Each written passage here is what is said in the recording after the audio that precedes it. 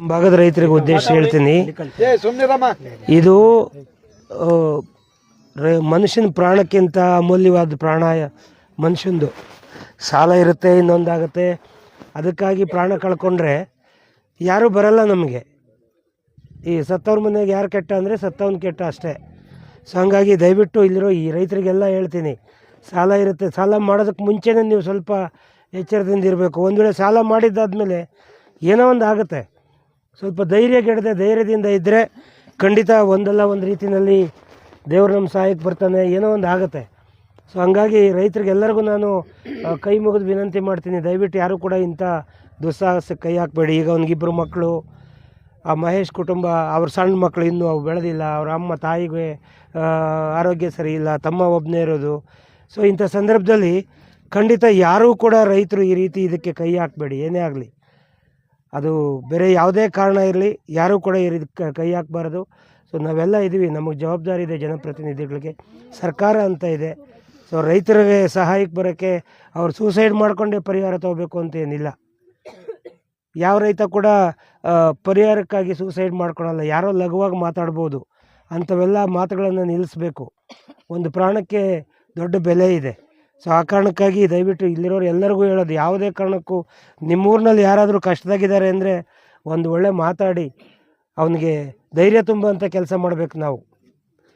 So ಸರ್ಕಾರಕ್ಕೆ ನಾನು ವಿನಂತಿ ಮಾಡ್ತೇನೆ, ಕೂಡಲೇ ಹೇಳ್ತೇನೆ, ಏನಾದರೂ ಈ ಸಿದ್ದರಾಮಯ್ಯನವ್ರಿಗೆ, ಕಾಂಗ್ರೆಸ್ ಸರ್ಕಾರಕ್ಕೆ ಸ್ವಲ್ಪನಾದರೂ ಜವಾಬ್ದಾರಿ ಇದ್ದರೆ ರೈತರ ಸಾಲಗಳನ್ನು ಒಂದು ಸ್ವಲ್ಪ ಮಟ್ಟಿಗಾದರೂ ಮನ್ನಾ ಮಾಡಿ ಅವ್ರ ಸಹಾಯಕ್ಕೆ ಬರಬೇಕಾಗತ್ತೆ. ಇವತ್ತು ನಮ್ಮ ವಿಶೇಷವಾಗಿ ಸಿರಾ ತಾಲೂಕಲ್ಲಿ ಮಳೆ ನಂಬ್ಕೊಂಡು ವ್ಯವಸಾಯ ಮಾಡೋ ಜನ ಈ ಭಾಗದಲ್ಲಿ, ಹುಲಿಕುಂಟೆ ಹೋಬಳಿ ಇಲ್ಲೆಲ್ಲನೂ.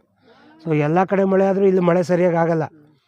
ಸೊ ಮಳೆ ಆಯಿತು, ನೀರು ಇದೆ ಅಂತ ಇಟ್ಕೊಳ್ಳಿ ಬೋರ್ವೆಲ್ಲಲ್ಲಿ, ಆದರೆ ಎಲ್ಲೋ ಒಂದು ಕಡೆ ರೋಗ, ಬೆಳೆ ಬಂದಾಗ ಬೆಲೆ ಸಿಗಲ್ಲ, ಬೆಲೆ ಇದ್ದಾಗ ಬೆಳೆ ಬರಲ್ಲ, ಈ ಪರಿಸ್ಥಿತಿ ಇರುತ್ತೆ.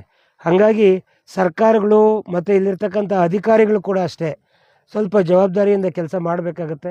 ನಾನು ಈ ನಮ್ಮ ಶಿರಾ ತಾಲೂಕಿನ ಶಾಸಕರಿಗೆ ಮಾಧ್ಯಮ ಮಿತ್ರರ ಮುಖಾಂತರ ವಿನಂತಿ ಮಾಡೋದು, ಸೊ ದಯವಿಟ್ಟು ರೈತರ ನೆರವಿಗೆ ಬರಬೇಕಾಗತ್ತೆ. ನೀವು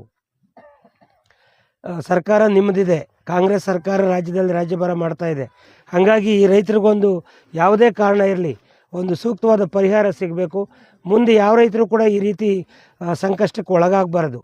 ಒಂದು ಧೈರ್ಯ ಹೇಳೋ ಮಾತಾಡ್ರಿ, ಕನಿಷ್ಠ ಬಂದು ಹಳ್ಳಿಗಳಿಗೆ ಬನ್ನಿ, ನೀವು ಬಂದು ಒಂದು ಧೈರ್ಯ ಹೇಳೋಂಥ ಮಾತಾಡ್ರಿ ಅನ್ನೋ ಮಾತನ್ನು ಮಾಧ್ಯಮ ಮಿತ್ರರ ಮುಖಾಂತರ ವಿನಂತಿ ಮಾಡಿಕೊಂಡು, ಮತ್ತೊಮ್ಮೆ ನಮ್ಮೆಲ್ಲ ಬಂಧುಗಳಿಗೆ ನನ್ನ ವಿನಂತಿ ಇಷ್ಟ, ಅದು ಹೆಣ್ಮಕ್ಳಾಗಲಿ ರೈತರಾಗಲಿ, ದಯವಿಟ್ಟು ಯಾರೂ ಕೂಡ ನಿಮ್ಮ ಕೈ ಮುಗಿತೀನಿ, ಈ ಥರ ದುಸ್ಸಾಹಸಕ್ಕೆ ಕೈ ಹಾಕಬೇಡಿ.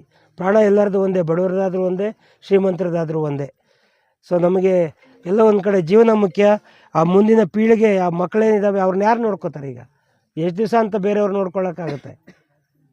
ಸೊ ಈ ರೀತಿಯಾಗಿ ದುರಂತಗಳು ಆಗಬಾರ್ದು. ಎಲ್ಲರಿಗೂ ವಿನಂತಿ ಮಾಡ್ತೀನಿ ನಾನು. Thank you.